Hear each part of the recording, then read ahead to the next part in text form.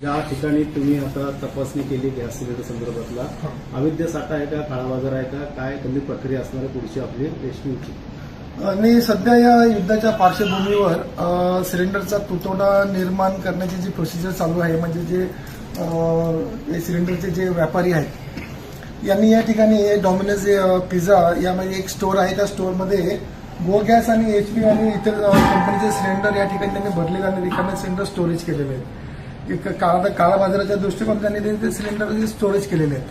तर याबद्दल आम्हाला एक खबर भेटली होती पोलिसांमार्फत आणि आमचे उपनियंत्रक माननीय काळेसाहेब, प्रशांत काळेसाहेब यांच्यामार्फत आम्हाला ही खबर भेटली आणि इथले जे लोकलचे जे आहेत त्यांनी पण आम्हाला इथे खबर अशी दिली की या ठिकाणी जे सिलेंडर आहेत त्या हिशोबाने आम्ही या ठिकाणी धाड टाकली आणि धाडीमध्ये आपण बघता की हा साठा आम्हाला इथे आढळून आलेला आहे. एकूण कोणकोणत्या कंपन्या आहेत, कशा प्रकारचा व्यावसायिक पण आहे का आणि घरगुती देखील गॅस आहे का? सिलेंडर आहे त्याच्यामध्ये 15 किलो 19 किलो वजनाचे आणि 21 किलो वजनाचे गो गॅस आणि गो गॅसचे भरलेले 48 आहेत याच्यामध्ये आणि 19 किलोचे HPचे भरलेला एक आहे.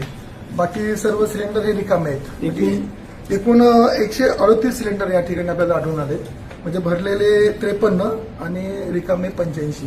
काय कारवाई सर अधिनियम काय सांगणार? हा, याच्यामध्ये आम्ही यांच्यावरती जीवनावश्यक वस्तू कायदा आणि LPG ऑर्डर 2000च्या अनुषंगाने यांच्यावरती फौजदारी सूडबुद्ध गुन्हा दाखल आम्ही करणार आहेत आणि ती प्रोसिजर आम्ही सध्या चालू केलेली आहे. मग हे सिलेंडर कुठे कशा काय वितरण करणार होती, काय माहिती मिळाली? नाही, आता या संदर्भात आम्ही चौकशी निश्चितच आता जे स्टोअरचे जे मालक आहे यांच्याकडनं आता हे सध्या नाही इथे, त्यांच्याकडे आल्यानंतर त्यांचा जबाब आम्ही घेणार.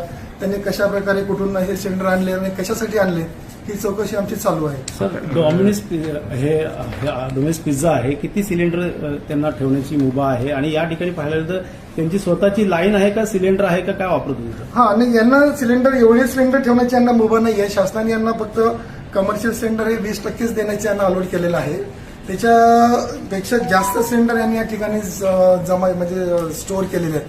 ते निश्चितच कायद्याला लागून नाहीये. त्याच्यामुळे स्वतः व्यवसायामध्ये कुठला सिलेंडर वापरतो का, पाईपलाईन आहे काय? नाही, आता यांच्यामध्ये यांच्याकडे ओव्हन वगैरे पण असतात, यांच्याकडे ओव्हन इलेक्ट्रिक ओव्हन असतात त्या आणि इलेक्ट्रिकवरती ओव्हनवरती यांना हे मुभा दिलेली आहे. पण त्याच्यानंतर यांनी हे सिलेंडर कशासाठी स्टोअर केलेले आहेत त्याचा शोध आम्ही नक्कीच घेऊ.